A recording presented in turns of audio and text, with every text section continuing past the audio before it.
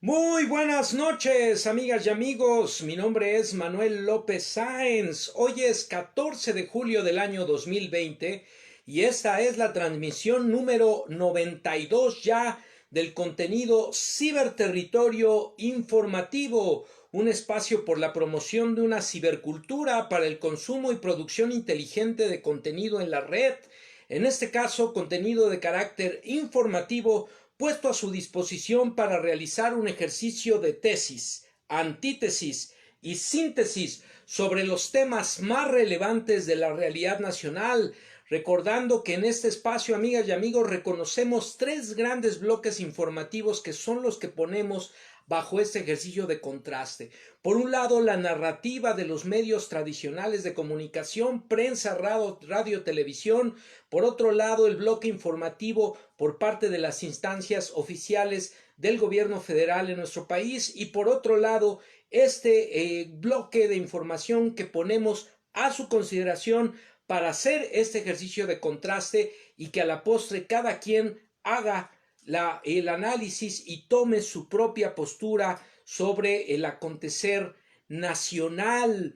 Hoy 14 de julio de 2020 en punto de las 10 de la noche estamos arrancando la transmisión y como de costumbre por supuesto vamos a comentar algunos aspectos generales de los contenidos que hemos preparado para esta emisión. El primer contenido lo tenemos etiquetado con el hashtag la oposición no sabe de estadística y es que una vez más, como ha ocurrido de manera verdaderamente lamentable, vergonzoso, de manera lastimosa, la oposición moralmente derrotada, la oposición política, la oposición mediática se ha dedicado a poner piedras en el camino de la sociedad mexicana, del gobierno federal, de las autoridades en materia sanitaria respecto del acontecimiento, la evolución de la pandemia en México, como está ocurriendo en el resto del mundo, una pandemia por el coronavirus que no termina de concluir y que ya nos han dicho los especialistas, va a transcurrir tiempo importante antes de que podamos considerar erradicada esta pandemia. Incluso vamos a tener que aprender a convivir con el virus como con otras enfermedades que ya están en nuestro ambiente cotidiano. Pues bueno, nuevamente la oposición mediática, la oposición política se empeña en utilizar de manera alarmista, amarillista, las cifras de manera tendenciosa, manipulando, dando un enfoque totalmente descontextualizado, erróneo de la realidad. Insisten en poner el acento, por un lado, en la cifra del número de contagios acumulados, lo cual es una cifra totalmente irrelevante porque esa cifra simple y sencillamente es un aspecto de récord estadístico que nos habla de qué tiempo ha transcurrido y qué número de personas han sido infectadas, pero no son el número de personas que están activas en los últimos 15 días, que es lo verdaderamente importante. Y por otro lado, ponen el acento en el tema del número de muertes, que desde luego una sola pérdida de vida humana que se tenga es absolutamente lamentable y todas quisiéramos que esto no ocurriera bajo ninguna circunstancia, no solo por el tema del coronavirus, sino por otras enfermedades o incluso por otras calamidades de corte social como las que hemos vivido en nuestro país durante las últimas décadas. Y en ese sentido, la oposición mediática, la oposición política sigue insistiendo, el número de muertos crece, ya son tantos acumulados. La realidad es que tenemos en el país activos hasta poco menos de 40,000 casos activos, los cuales han demostrado que hay una tasa de recuperación sumamente importante. 8 de cada 10 personas que padecen la enfermedad se curan sin mayor complicación. Y por otro lado, también hay que decirlo, la tasa que ahí sí estadísticamente por millón se tiene que estimar en cuanto a qué número de personas están muriendo en el país por la enfermedad contra cada millón de habitantes que integran la población de nuestro país. Es totalmente diferente el ranking, el lugar que ocupa México en esta situación a nivel mundial, que el que quieren hacer aparecer los medios cuando nos dicen ya se rebasó España, ya se rebasó Italia, países que tienen la mitad o menos de la mitad de la población que integra nuestro país. Y por otro lado, hay que decirlo, un sistema de salud que fue desmantelado, que fue abandonado, que fue saqueado durante décadas, y por otro lado una población que ante políticas de alimentación, políticas de cuidado de la salud irresponsables, está sumida en una pandemia de obesidad, de diabetes, de hipertensión, de cáncer, entre otras enfermedades que evidentemente la hacen mucho más vulnerable que cualquier otra población del mundo frente a esta enfermedad. Así que vamos a comentar la información aquí. Yo personalmente hice una tabla estadística, saqué datos, di a conocer en un Excel en redes sociales, y hoy la información que vamos a recuperar da cuenta de que la tabla que hicimos difusión a través de redes sociales no estaba tan lejana de la realidad, y por supuesto que pinta un panorama totalmente distinto a lo que la televisión, la radio, la prensa tradicional trata de hacer parecer ver. Por supuesto, no se trata de relajar las medidas de higiene, no se trata de caer en alarmismos, simple y sencillamente se trata de ver las cosas en su justa dimensión y a partir de ello tomar nuestra propia postura. El siguiente contenido, amigas y amigos, también es importante, etiquetado con el hashtag nacionalista keynesiano, fiscalista disciplinado, y esto en alusión a lo que se anuncia desde el día de ayer en relación a la recuperación de la cartera vencida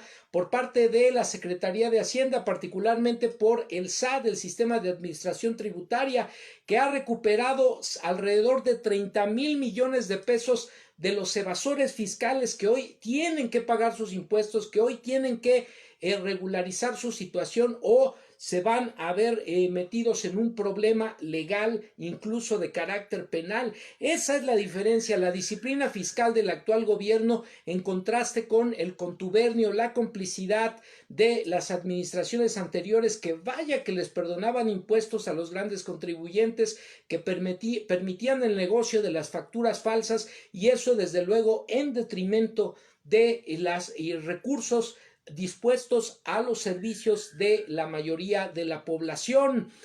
También este contenido lo etiquetamos así en alusión a los ridículos, irresponsables, desinformados de las caravanas de los carros convocados por el Frena, que hablan de socialismo, de comunismo, de dictadura, de chavismo. Bueno, no tienen verdaderamente idea, no saben qué es el socialismo, no saben qué es el comunismo, no saben que la orientación política del presidente en términos económicos es más de corte nacionalista, enfocada en la teoría keynesiana, que plantea básicamente la importancia de los ciclos de producción, y por otro lado que plantea la intervención del Estado, sobre todo en momentos de crisis, para incrementar el gasto y con esto dinamizar la economía. Nada más lejano al socialismo comunismo que tanta urticaria le saca a estos desinformados, a estos manipulados. Y por otro lado también decirlo, una disciplina fiscal férrea como no había ocurrido en el país es lo que está dando ya buenos resultados en materia de las finanzas públicas, además del combate a la corrupción, y con ello la inyección de recursos públicos a los servicios y a los sectores de la población que más lo necesitan por el bien de todos, primero los menos favorecidos.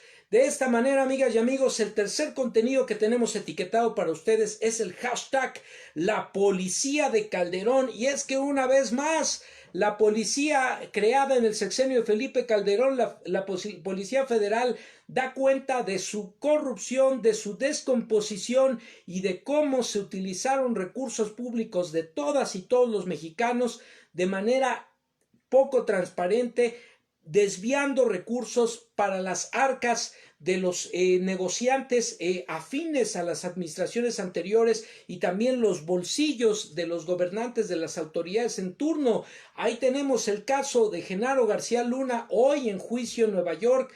Ahí tenemos el caso del expresidente Felipe Calderón, que ya está a punto de ser llamado a cuentas porque ya se sabe, con la respuesta a la nota diplomática enviada por el gobierno mexicano a los Estados Unidos, ya se sabe que Calderón sabía, claro que sabía en qué andaba su secretario de Seguridad Pública y en qué andaban los asuntos del tema de Rápido y Furioso, que costó vidas a mexicanos, a mexicanas y también incluso a ciudadanos extranjeros en el caso de los Estados Unidos. Así que vamos a comentar al respecto, porque una auditoría demuestra un desfalco de alrededor de 2,000 millones de pesos en la administración de esta policía de Calderón. Vamos a comentar al respecto.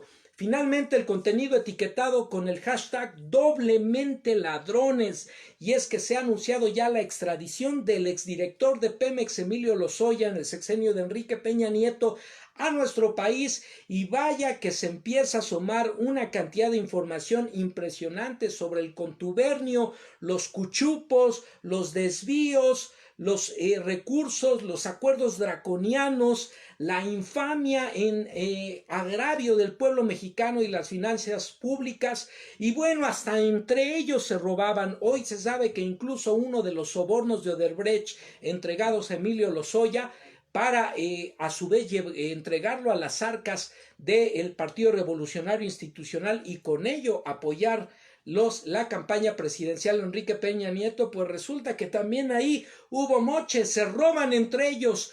Ladrones en doblemente ladrones. Ese es el PRI y ese es el PAN, la policía de Calderón corrupta y el exdirector de Pemex corrupto del Partido Revolucionario Institucional.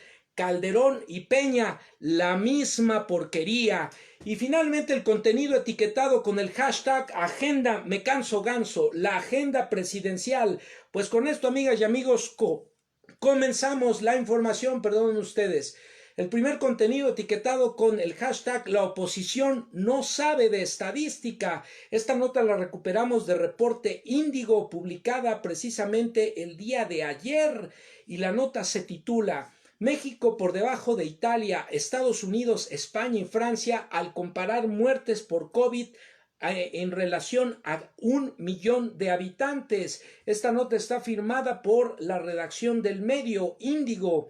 Este análisis también se da después de que se registraron 35,006 fallecimientos acumulados de COVID-19, con lo que dicen los medios tradicionales alarmistamente se superó a Italia. Sí, pero no dicen que Italia tiene menos de la mitad de la población de nuestro país. Pequeñísimo detalle. Luego de que el presidente de México, Andrés Manuel López Obrador, señalara que las comparaciones del número de muertes por COVID-19 entre nuestro país y otros es una verdad a medias, la agencia de investigación online TreeSearch realizó un estudio comparativo, y es que al analizar la tasa de defunciones por COVID-19 por cada millón de habitantes, México ni siquiera se encuentra entre los 10 países con más muertes, lo que le da la razón al presidente Andrés Manuel López Obrador. TreeSearch reportó que en territorio mexicano se han registrado 272 muertes por cada millón de habitantes, lo que lo colocaría en el sitio número 14 en el rubro a nivel global. Por supuesto, esto no es para echar las campanas al vuelo. Ya explicamos que hay una serie de problemáticas que se están enfrentando en el contexto de la pandemia. Un sistema de salud depredado, desmantelado, una población que padece enfermedades crónico-degenerativas en alto índice, y por otro lado, pues la falta de recursos que paulatinamente se han tratado de sortear. Ha sido exponencialmente extraordinario el esfuerzo del gobierno mexicano para dotar de infraestructura a los hospitales, para contratar a nuevos médicos, para la compra de medicamentos y sobre todo para hacer una planeación estratégica lo más adecuada posible a las características y necesidades de nuestra población. Mientras que Bélgica, continúa la nota, tiene la peor tasa de mortalidad en el mundo debido a que han fallecido 844 ciudadanos por cada millón de habitantes. Naciones como Reino Unido registran 660 muertes por millón, España 607, Italia 578, estas dos últimas que recientemente fueron comparadas prácticamente triplican el número de muertes por millón en nuestro país. Suecia con 547, Estados Unidos 415, superan a México en la tasa de decesos por COVID-19. Este análisis, amigas y amigos, también se da después de que se registraran, decíamos, 35.006 fallecimientos acumulados por COVID-19 en México, con lo que se decía en la prensa tradicional se superaba a Italia y se colocaba supuestamente a México como el cuarto país a nivel mundial con más muertes, nada más alejado de la realidad, precisamente porque guardando todas las proporciones triplicamos prácticamente en número de habitantes a aquellas poblaciones, además de las circunstancias sanitarias en materia de infraestructura, de profesionales de la salud y desde luego de las condiciones de salud de nuestra población que lamentablemente nos hacen muy vulnerables. Aunado a lo anterior, también las prácticas imprudentes que siguen habiendo a pesar del reconocimiento que el gobierno federal hace al esfuerzo de la mayoría de la población, siguen habiendo prácticas de mucha indolencia, de mucha imprudencia que ponen en riesgo a propios y extraños frente a la posibilidad de contagio. El presidente Andrés Manuel López Obrador señaló que se trata de una distorsión de las cifras, lo señalado por la prensa tradicional, ya que se trata de verdades a medias, pero cuando pues no se compara con la población de Italia, ni de Francia, ni de España, ni de Reino Unido. Prácticamente en la tabla que han sacado, México solo puede ser comparado en proporción de habitantes con países como Rusia, con países como Brasil, con países como Estados Unidos, y ahí México la verdad es que ha librado la situación bastante bien, amén de las lamentables muertes de personas que evidentemente no quisiéramos que muriera absolutamente ninguna de ellas. De ahí, finalmente, y cerramos la nota, el que quieran distorsionar las cosas, diciendo que hay más muertos en México que en Francia y que en Italia, son verdades a medias, a veces son mentiras completas. ¿Cómo se va a comparar la población de Francia e Italia con la de México? Tenemos alrededor del doble de habitantes, quieren afectarnos políticamente, dijo el mandatario. Y aquí tenemos la tabla, amigas y amigos. En primer lugar, Bélgica, 844 decesos por millón, Reino Unido 660, España 607, Italia 578, Suecia 547, Francia 460 muertes por millón, Estados Unidos 415, Chile 360, Países Bajos 358 muertes por millón, Perú 354, Irlanda también 354, Brasil 336, Ecuador 285, México 272, finalmente Canadá con 232 muertes por millón. Así que, amigas y amigos, nada más lejano de la realidad lo señalado por la prensa tradicional.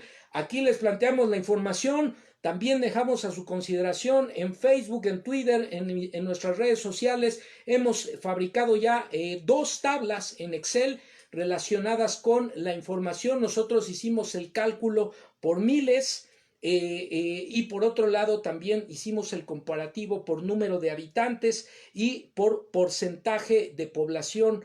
El porcentaje de población que representa el índice de defunción para cada país dentro de los primeros 20 que estaban registrados como los más afectados, y ahí también las cosas coinciden mucho con este análisis, pero por otro lado toman mucha distancia de la narrativa, de la versión de los medios tradicionales de comunicación. Así que todos atentos. Se trata no de un interés genuino por la salud de las personas, se trata de una estrategia de terrorismo mediático, de golpeteo, de desestabilización, de alarmismo, una actitud francamente irresponsable por parte de los medios de comunicación que olvidan su función social, que olvidan la responsabilidad que tienen con la salud mental y con el derecho a la información fidedigna de la población a la que se dirigen. Vaya papel de esta prensa verdaderamente sicaria. Luego se enojan porque les dicen prensa sicaria,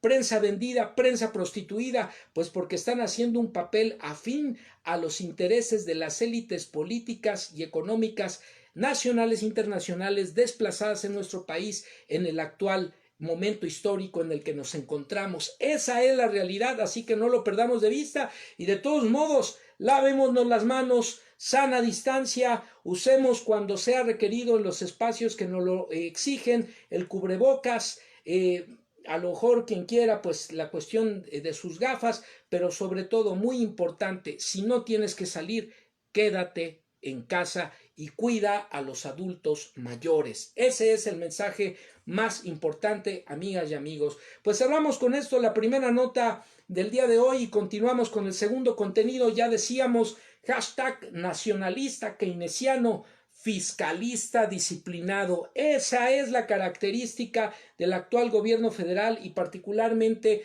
de la postura político-económica, la cuestión incluso de formación ideológica del presidente mexicano Andrés Manuel López Obrador.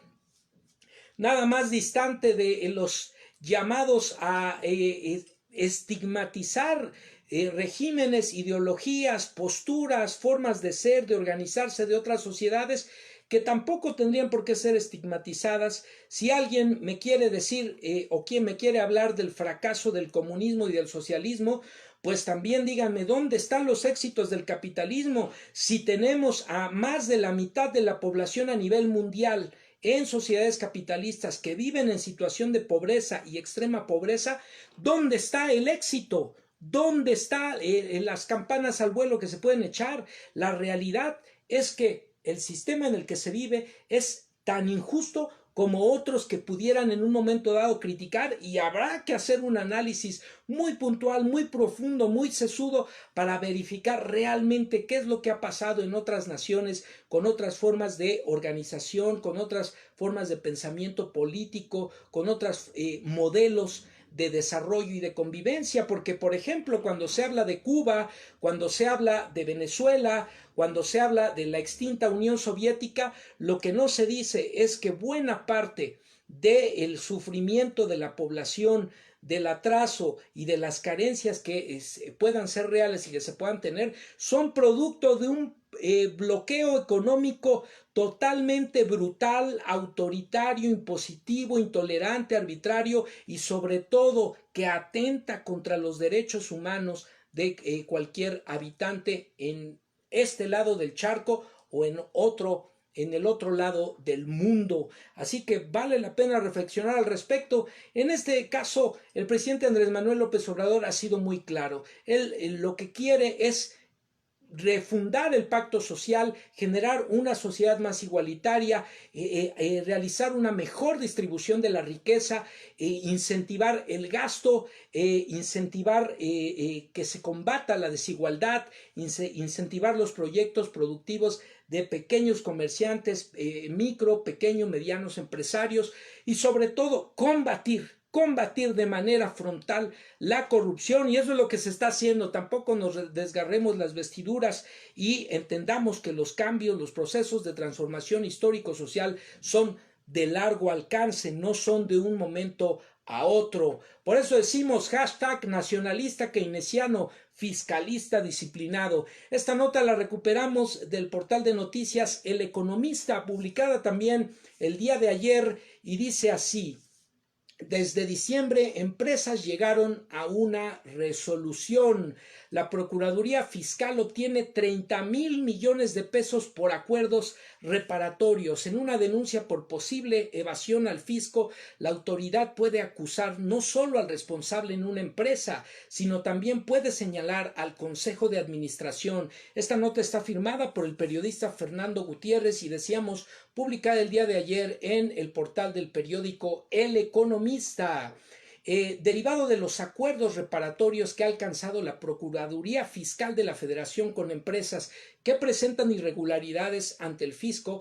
Esta instancia de la Secretaría de Hacienda ha logrado obtener alrededor de 30,000 millones de pesos de diciembre del 2019 a la fecha. Recordarán que se hablaba de un adeudo promedio de hasta 50,000 millones de pesos, pues ya han sido recuperados 30,000, más de la mitad, así que en menos de 6 meses esto ha sido posible, y esto forma parte del combate a la corrupción, de la erradicación de privilegios y de que todos cumplamos con nuestras responsabilidades para que los recursos existentes sean distribuidos verdaderamente a las necesidades de la población. En videoconferencia organizada por el Instituto Nacional de Ciencias Penales, el INACIPE, el procurador fiscal Carlos Romero Aranda detalló que las empresas involucradas optaron por alcanzar el acuerdo con el fin de evitar una acción de índole penal en su contra, como ya lo permite la legislación actual, por lo que en los últimos meses se aceleraron los arreglos, especialmente de grandes contribuyentes. Recuerden que hubo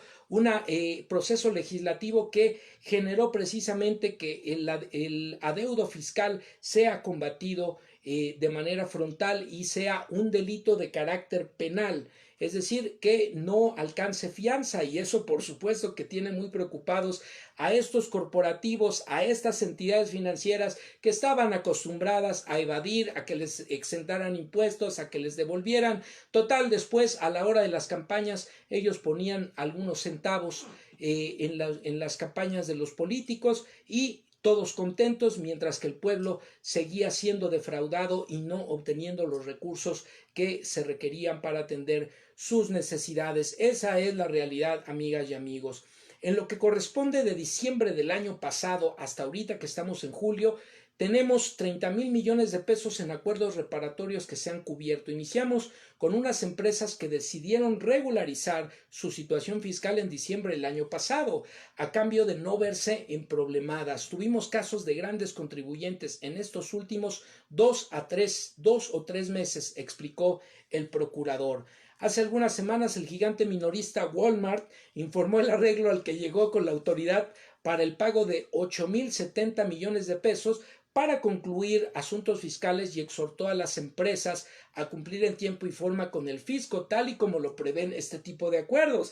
Y eso, amigas y amigos, es lo que verdaderamente tiene muy molestos. Ya decíamos en la emisión pasada contra qué se está enfrentando el actual gobierno federal en lucha, en este proceso de transformación que se ha declarado y que se ha emprendido. Se está luchando contra una élite político empresarial nacional e internacional históricamente encumbrada en nuestro país, favorecida por los gobiernos anteriores y que se resisten a perder sus privilegios. Se está luchando también contra emporios mediáticos que estaban acostumbrados a recibir tarascadas de presupuesto público, millonadas auténticas para sus medios de comunicación, y con ello tener periodistas afines, periodistas a modo. Y se está luchando también con una delincuencia organizada que, contrario a lo que declaró en su momento Vicente Fox y el propio Felipe Calderón de declarar la guerra contra el narcotráfico, lo que se sabe es que del sexenio de Fox al término del sexenio de Felipe Calderón, los cárteles no solo se redujeron, se duplicaron de manera exponencial, se extendieron en redes delincuenciales a lo largo y ancho del país. De tener 2 principales cárteles durante esos sexenios, se llega ahora a tener más de 30 células de delincuencia organizada a lo largo y ancho del territorio nacional, y eso es contra lo que también se está luchando en un momento determinado, por supuesto de una manera distinta, a través de la inteligencia financiera, del congelamiento de cuentas, y ya hemos visto las reacciones de algunos grupos delincuenciales que no les ha parecido para nada que se esté combatiendo esos intereses financieros mal habidos. Pues continuamos, amigas y amigos, la nota, y no se nos olvide quiénes están molestos, quienes inducen a las protestas, quienes pagan en los medios de comunicación para estar golpeteando políticamente y mediáticamente un día sí y otro también, y quienes están verdaderamente molestos por el proceso de cambio, de transformación que se está incentivando, perfectible, con ciertos tropiezos, con circunstancias propias de cualquier proceso humano que no es en ningún sentido perfecto, pero está ahí, existe y están a la vista los resultados. Además, otras grandes empresas han logrado acuerdos con la autoridad ante el riesgo de iniciar acciones penales en su contra, como es el caso de IBM y FEMSA, del grupo Coca-Cola, que declaró que iba a invertir dinero como resultado de su molestia por tener que pagar impuestos. Se declaró el presidente de Coca-Cola México que iba a invertir dinero en las próximas elecciones para golpear políticamente al actual gobierno. Por eso decimos que están muy molestos, que claro que no les gusta pagar impuestos y que claro que van a hacer de todo, legal e ilegalmente, moral e inmoralmente, para golpear a el actual proceso de transformación. El pasado 1 de enero entró en vigor la reforma penal fiscal, misma que equipara como delincuencia organizada la defraudación al fisco. En ese contexto, Romero Aranda ha explicado en diversas ocasiones que los contribuyentes con irregularidades fiscales han optado por alcanzar acuerdos con la autoridad ante el riesgo de tener consecuencias penales. Los acuerdos reparatorios son un medio alterno de solución de controversias con la finalidad de evitar consecuencias penales, pero con la obligación de cubrir sus adeudos fiscales sin llegar a una sentencia en un juicio penal. Romero Aranda ha explicado que la intención no es fabricar delitos, sino exhortar a las empresas a que actúen dentro de la legalidad, por lo que ante la probabilidad que tiene la Procuraduría Fiscal de ganar los juicios, los contribuyentes prefieren alcanzar un arreglo, y esto también nos habla de la fortaleza de las instituciones. Antes, los despachos de abogados de estos grandes corporativos se burlaban de las autoridades cuando siquiera se atrevían a amagar con la posibilidad de cumplir con sus responsabilidades, y hoy están calculando qué puede ser más costoso, si pagar sus impuestos o enfrentar un proceso legal en una disputa de carácter incluso penal con las autoridades de la Secretaría de Hacienda y del sistema de administración tributaria. Son casos totalmente fundados. Al ver que los asuntos están bien trabajados y fundados, los delitos, algunos contribuyentes deciden cerrar el caso y firmar el acuerdo reparatorio. Se presume en este momento, fíjense ustedes, amigas y amigos, el fiscal de la Procuraduría, el fiscal de la Procuraduría Fiscal, valga la redundancia, perdón, que en los juicios en los que entabla en materia penal fiscal se apuntó que en la actualidad esta instancia gana 92% de los procesos, y cuando se emiten amparos por parte de los contribuyentes, dicho porcentaje baja ligeramente al 87% de los casos. Es por ello que prefieren ya pagar, porque saben que hay una instancia, una autoridad que tiene bien armados los expedientes y que va a proceder conforme a derecho en caso de que se resistan a cumplir con sus privilegios. Y aquí hay un tema también interesante, amigas y amigos.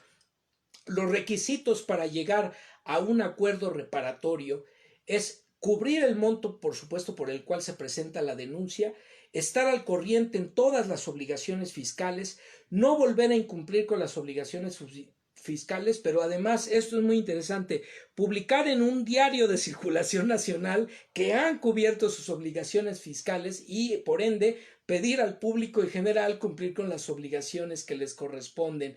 Entonces, esto es, por un lado, un llamado al cumplimiento de las responsabilidades, pero también una invitación a que los propios contribuyentes se comuniquen a través de los medios impresos y exhorten a otros, dada su experiencia, a que cumplan con sus responsabilidades, porque si no, pueden enfrentar las consecuencias legales. No se trata de ningún terrorismo fiscal, como dijeron el PRI y el PAN cuando se aprobó la reforma. Se trata de que todos cumplamos con México, que todos seamos responsables con nuestro país y paguemos nuestros impuestos. Esa es nuestra obligación ciudadana. Finalmente, para el anecdotario, se señala en la nota, amigas y amigos, que los grandes contribuyentes en los sexenios pasados no cumplían. Incluso había grandes corporativos que pagaban el 1% de sus ingresos. Fíjense ustedes, mientras la mayoría de nosotros, los trabajadores,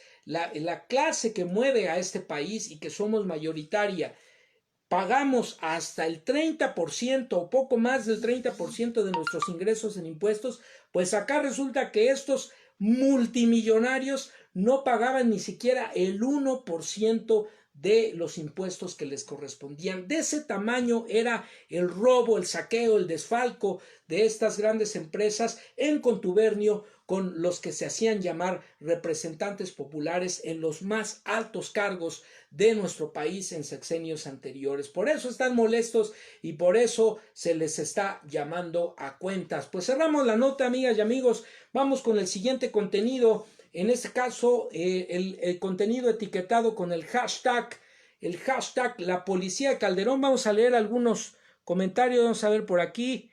Saludar a quienes se están incorporando. Y desde luego también Patricia Sáenz nos dice: buenas noches, la derecha necrófila solamente quiere saber cuántos muertos hay, no de saber cuántos recuperados. Esa es otra cifra, amigas y amigos, con respecto a la primera nota que comentamos, que a mí incluso quiero decirles que me llamó la atención que en el tablero COVID del CONACYT de la UNAM dejaron de integrar en el número de recuperados por COVID a los pacientes ambulatorios, solo registran a los hospitalizados. Desde mi punto de vista es un error, porque también hay que incorporar a esa cifra los pacientes que fueron atendidos por los médicos, aunque no hayan sido hospitalizados, pero que fueron atendidos por los médicos y que forman parte de una estadística que demuestra el trabajo de los profesionales de la salud en nuestro país frente a la pandemia. Pues bueno, ahí la nota. Buenas noches, María Eugenia Guerra nos saluda. Buenas noches, vamos a ver quién más se incorporó por aquí. La crisis del sistema capitalista global lo único que provocó fue el empobrecimiento de las mayorías y el enriquecimiento del 1% de la población. Están furiosos los empresarios del PRIAN porque estaban acostumbrados a no pagar impuestos, pero ya se les terminó este gobierno, sí está trabajando para erradicar la corrupción. Pues bueno, aquí lo tenemos, amigas y amigos. Son mitómanos, nos dice Patricia Sáenz, igual que la prensa tradicional. Bueno, me imagino que se refiere precisamente a ellos. Espero que no nos esté diciendo a nosotros, ¿verdad? No, por supuesto que no. Bueno, pues muchas gracias y continuamos. Es que no había visto los comentarios, pero aprovecho para mandar saludos a quienes nos acompañan. Por supuesto, Ángeles Dávalos, Scarlett Torres, Sara María, Wendy Smile, Patricia Sáenz, María Eugenia Guerra, Moni Tusi Jackson, Carmen Chacón, Carla Alejandra Reyes, Aldo Lisis Bru. ¿Quién más por aquí? Pues muchas gracias a todas y todos por acompañarnos y por supuesto continuamos, amigas y amigos. El siguiente contenido es el etiquetado con el hashtag Policía de Calderón, y es que una vez más se sigue dando cuenta de la corrupción, del despilfarro, de los malos manejos, de la verdadera desgracia en la que se convirtió este país en el marco de los gobiernos panistas y priistas que antecedieron al actual. Verdaderamente trágico lo que pasó con la administración pública de nuestro país. Se ensangrentó al país, se saqueó, se entregaron los recursos públicos, se hicieron componendas y negocios millonarios al amparo del poder y en detrimento del interés de la mayoría de la población. Se impuso en la presidencia a un personaje verdaderamente gris, verdaderamente fuera de sus cabales, vicioso, alcohólico, drogadicto, una verdadera fichita, además vinculado al narcotráfico y desde luego en contubernio con su secretario de Seguridad Pública, un auténtico personaje deleznable, tétrico, terrorífico, que todavía tiene la desvergüenza de querer volver a formar un partido político y de querer volver a tener el fuero. No tiene vergüenza, pero por supuesto que ya le llegará la hora de ser llamado a cuentas a este Felipe Calderón Hinojosa. Y decimos hashtag La Policía de Calderón, una evidencia más de la corrupción y el fracaso absoluto del gobierno panista de Felipe Calderón Hinojosa. La nota la recuperamos del portal del periódico El Sol de México, publicada el día 12 de julio. Dice así la nota, firmada por el periodista Gabriel Santomila. Fiscalía General de la República investiga corrupción por más de 2,000 millones de pesos en la antigua Policía Federal. Se están investigando peculados que representan más de 2,000 millones de pesos, señaló la Secretaría de la Función Pública. La Fiscalía General de la República investiga la corrupción por más de 2,000 millones de pesos en la antigua Policía Federal de Felipe Calderón y Genaro García Luna.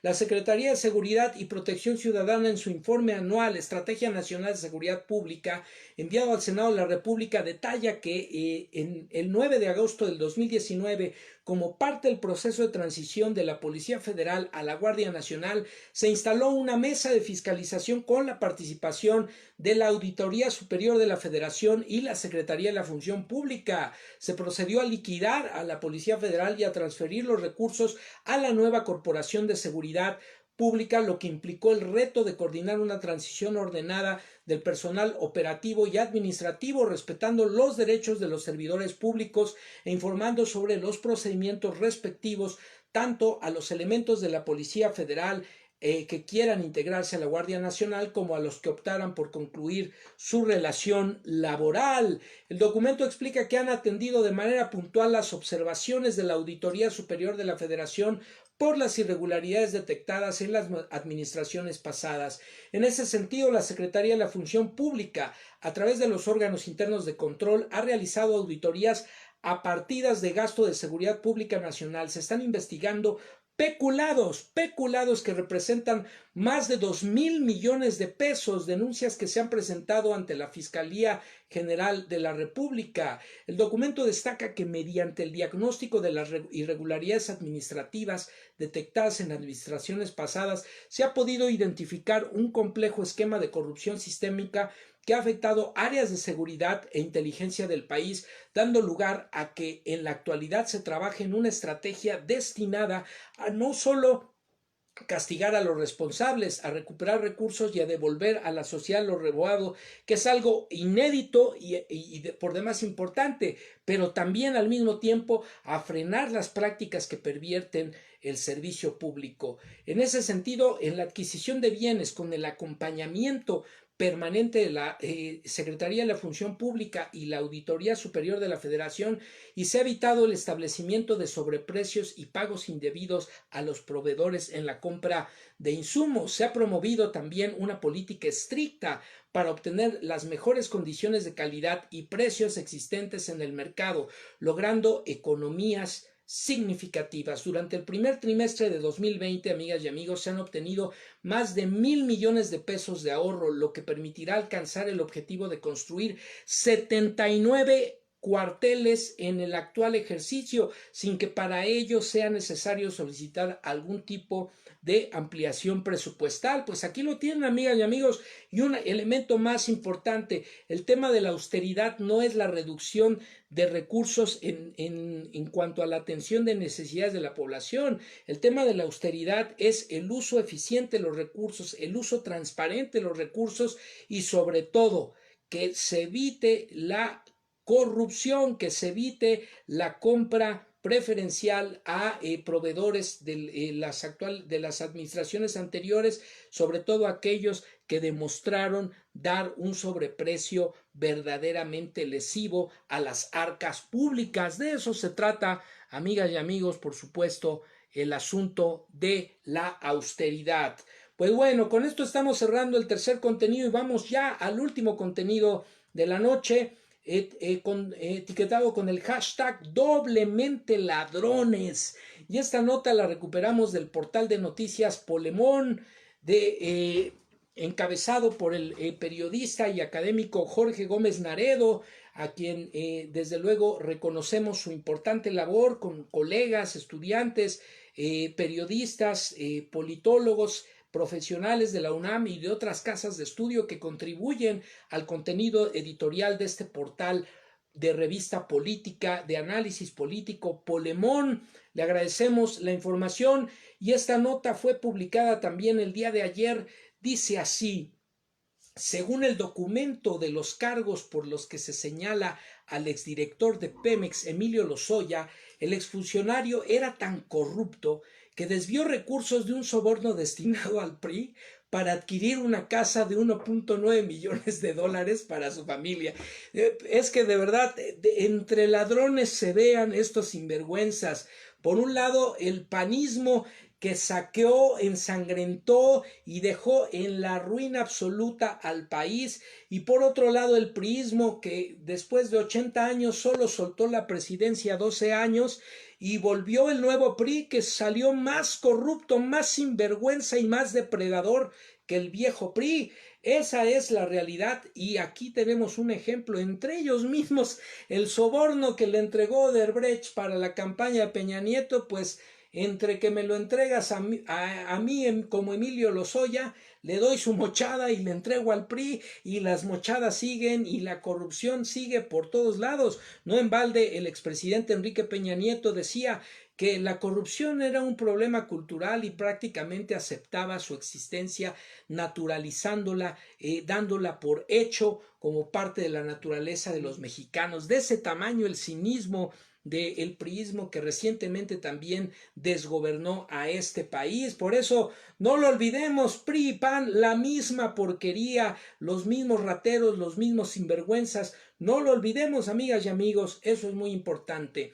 Pues bueno, según el documento de los cargos por los que se señala al exdirector de Pemex, Emilio Lozoya, ahí tenemos un botón de muestra. Entre ellos los sobornos, se robaban unos a otros, y ese soborno fue a la campaña del expresidente de la República, Enrique Peña Nieto. El INE de Lorenzo Córdoba, que se dice tan defensor de la democracia, debería dar cuenta por qué dejaron pasar ese dinero, por qué hubo dinero de sobornos, dinero derivado de la corrupción en la campaña del que fue finalmente electo Enrique Peña Nieto. No habría una investigación pendiente, no debió haber una sanción, no se debió anular incluso la elección. Vaya de descaro de estos que se dicen defensores de la democracia, son impresentables. Este lunes la Fiscalía reveló que las acusaciones contra Lozoya, luego que España autorizara su extradición para que enfrente cargos por lavado de dinero, cohecho y asociación delictuosa, aunque podrían aplicársele cargos distintos a los que se le indicaron para ser arrestado en aquel país. Esto como algunos de los señalamientos que se le hacen al exfuncionario. En México, autoridades han revelado que ofreció hablar sobre los sobornos millonarios que habría pagado la constructora Odebrecht y sobre la compra que hizo Petróleos Mexicanos de una planta de fertilizantes a un precio inflado en 2015. Así que tiembla las estructuras del priismo y el panismo que recientemente gobernó o desgobernó a nuestro país, porque vaya que van a estar embarrados desde los expresidentes de la República hasta altos, medianos y pequeños funcionarios de las administraciones anteriores. Sobre el tema, el presidente Andrés Manuel López Obrador declaró que Lozoya ofrece hablar y que en nuestro país muchos esperan que el exfuncionario pueda implicar a grandes peces gordos del sexenio anterior, incluyendo al propio Enrique Peña Nieto. Hay versiones que señalan que Lozoya ayudó a coordinar la campaña de Peña Nieto en 2012 y usó dinero de sobornos para facilitar que el priista llegara a la presidencia. ¿Dónde estabas, Lorenzo Córdoba? ¿Dónde estabas, adalid de la democracia? ¿No tienes vergüenza?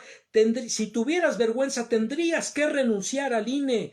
Tendrías que renunciar a la presidencia del Instituto Nacional Electoral, porque traicionaste la confianza de los mexicanos, traicionaste al pueblo de México y traicionaste a la democracia. Sin vergüenza. Aunque según documentos judiciales dados a conocer este lunes, Lozoya habría pedido a Odebrecht 4 millones de dólares para la campaña de 2012 y se habría gastado la mitad en una propiedad a nombre de su esposa. A cambio de la ayuda prestada al director superintendente de Odebrecht para su posicionamiento en los estados de Veracruz, Tamaulipas e Hidalgo en el mes de marzo de 2012, el reclamado solicitó a aquel que realizase un pago a su favor para apoyar la campaña política del partido del PRI, señaló la Audiencia Nacional de España. Hasta allá nos tuvimos que ir a enterar, amigas y amigos, porque aquí tanto el sexenio Enrique Peña Nieto y desde luego en los sexenios anteriores les pasaban de noche, y les pasaban de noche estas corruptelas también a esos ridículos que hoy salen a marchar en sus carritos. ¿Dónde estaban cuando estaban vendiendo al país, cuando lo estaban saqueando, cuando lo estaban entregando? ¿Dónde estaban, farsantes?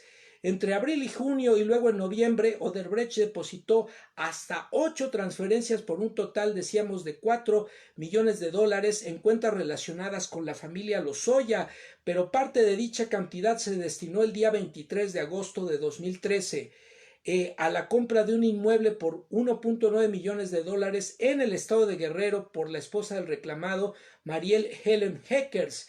Esta podría ser una referencia hacia una propiedad localizada en Ixtapas y Guatanejo, en la costa del Pacífico, que fue incautada por las autoridades. Todo parecería indicar que en 2013 fue un año lucrativo para Emilio Lozoya, pues los documentos indican que Odebrecht presuntamente le ofreció 6 millones de dólares en sobornos para que le consiguiera un contrato para renovar una antigua refinería. A la larga, la compañía brasileña le habría otorgado a Lozoya 5 millones de dólares, y hay que recordar que esta compañía se ha distinguido por sobornar a funcionarios y mandatarios de países en todo el mundo. Lo interesante es que en todo el mundo ha habido juicios, ha habido renuncias de presidentes, ha habido incluso el suicidio de un expresidente en un país latinoamericano que, frente a las acusaciones y el inminente juicio que iba a enfrentar, decidió quitarse la vida, y en nuestro país no había pasado nada.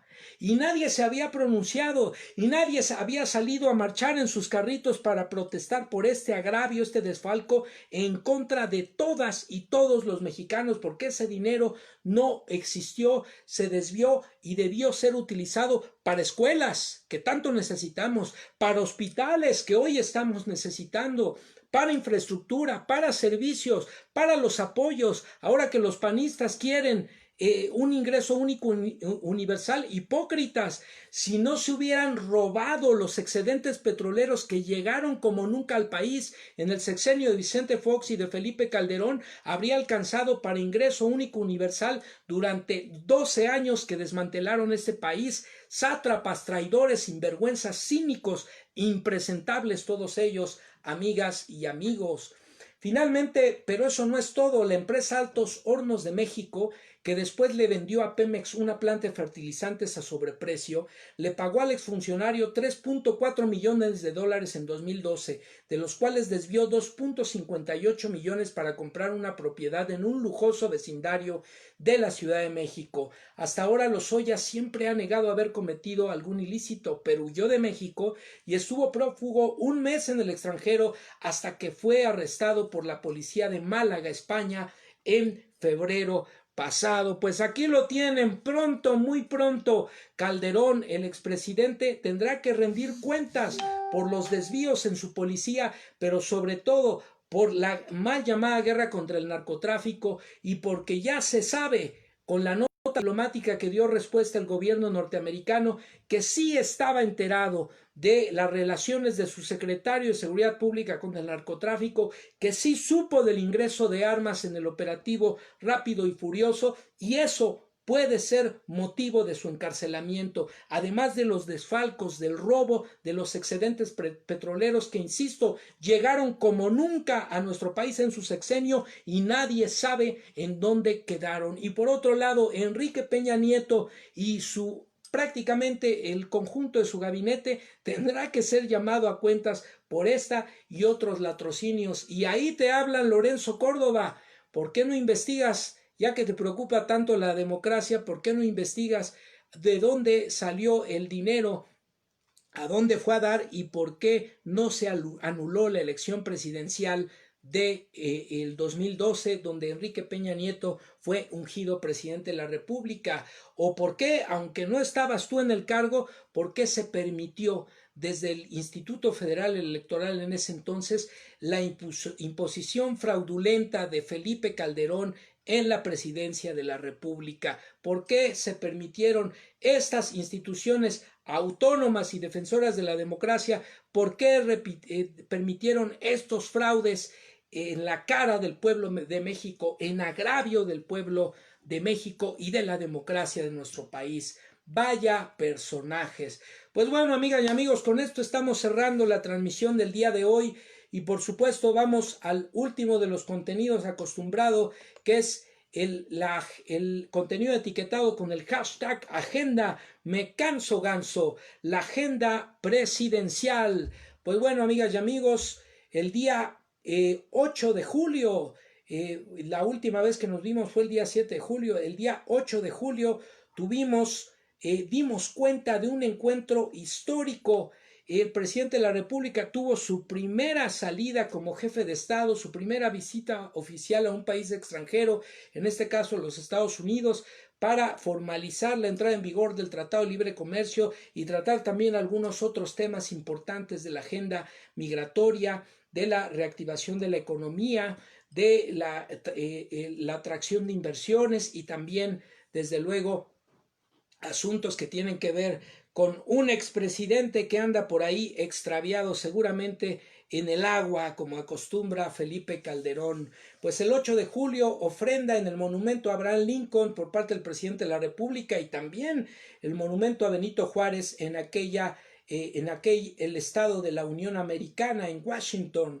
El 8 de julio también en la Casa Blanca, la declaración conjunta con Donald Trump, presidente de los Estados Unidos, un discurso histórico pronunciado por el presidente de México, lleno de simbolismos, lleno de dignidad, lleno de memoria histórica, también reconociendo los agravios que no se han olvidado y por otro lado mirando al presente y al futuro con la postura de un auténtico jefe de Estado, un estadista verdaderamente extraordinario, incluso el propio presidente de Estados Unidos reconociendo el tamaño del contenido político del discurso del presidente de la República. El 9 de julio, el anuncio de regreso.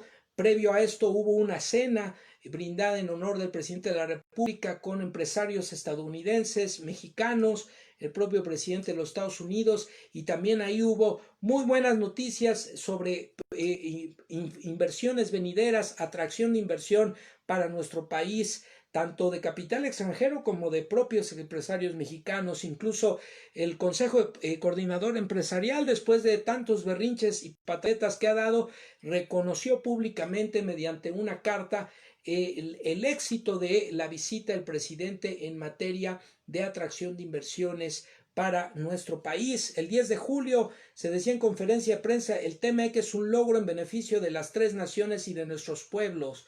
El 11 de julio, más información sobre el viaje de Washington y el encuentro con el presidente Donald Trump. El 12 de julio seguimos enfrentando dos crisis, la pandemia por el COVID-19 y los efectos económicos que ésta está dejando en nuestro país, pero llamó a todos a la solidaridad, observar las medidas de sana distancia y sobre todo a tener tranquilidad, que con esfuerzo, trabajo y dedicación saldremos adelante. El 13 de julio, nada nos detendrá en el propósito de transformar a México por la vía pacífica, y ahí también se retomó y se dijo, para que le arda a la derecha, ya hay comprador para el avión presidencial y se va a llevar a cabo la rifa por parte de la Lotería Nacional. Algunos dicen, ay, es que es un engaño. A ver, les pregunto, ¿de dónde salen los premios en efectivo que se dan en los sorteos de la Lotería Nacional? ¿No son fondeados por la compra de boletos?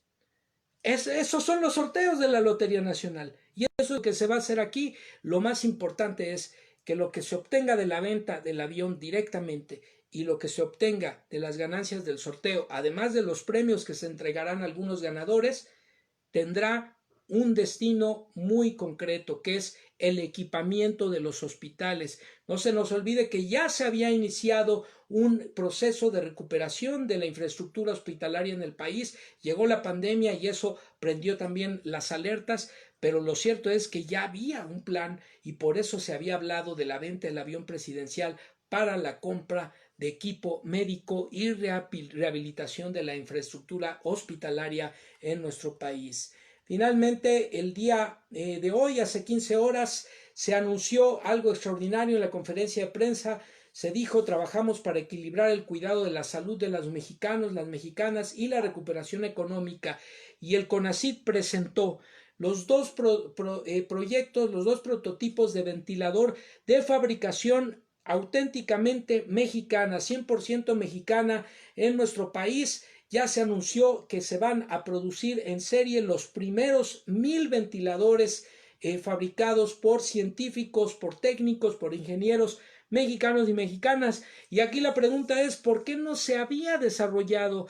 Ya que eran tan expertos los gobiernos anteriores, ¿por qué no habían incentivado el desarrollo científico y tecnológico para producir nuestros propios instrumentales médicos, nuestros propios recursos, nuestra propia tecnología? Se anuncia hoy algo histórico, el inicio del desarrollo de una industria médica, científica, tecnológica, de manufactura 100% mexicana. Y claro que hay talento, conocimiento y expertise en nuestro país, y aquí la muestra verdaderamente extraordinaria la noticia del día de hoy. Así que ya lo saben, amigas y amigos, trabajando por un lado y otro, esto es lo que se viene para nuestro país. Pues bueno, amigas y amigos, con esto estamos cerrando la transmisión del día de hoy. Vamos a mandar los saludos correspondientes. Ángeles Dávalos, Scarlett Torres, Sara María, Wendy Smile, Patricia Sainz, María Eugenia Guerra, Moni Tusi Jackson, Carmen Chacón, Carla Alejandra Reyes, Aldo Lisis Bru, Patricia Sainz, Eilen Cisneros, María Bonita, Silvia Trejo Sandoval, ¿quién más por aquí? Mayra Enríquez Martínez. Pues muchas gracias a todas y todos por acompañarnos. Como siempre, les agradecemos el amable favor de su presencia. Les invitamos a suscribirse a nuestro canal en YouTube, Manuel López Sáenz, Ciberterritorio Informativo. Denle me gusta a los videos y compartan para que lleguemos poco a poco a más y más personas. Si no están suscritos, suscríbanse e inviten a sus conocidas, a sus conocidos a suscribirse. Les recordamos también que ya estamos próximos a la emisión número 100, donde tendremos muchas sorpresas y un reacomodo de la estructura clásica de este contenido informativo.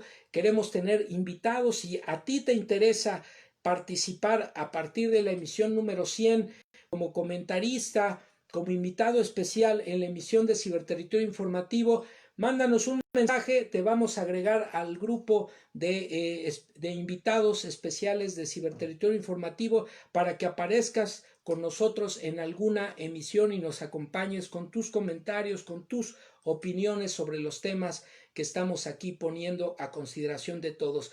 Les recordamos que este es un contenido por la promoción de una cibercultura para el consumo y producción inteligente de contenido en la red, en este caso contenido de carácter informativo puesto a su disposición para realizar un ejercicio de tesis, antítesis y síntesis sobre los temas más relevantes de la realidad nacional, un ejercicio de contraste frente a la narrativa de los medios tradicionales de comunicación, la información oficial y la información que acá proporcionamos.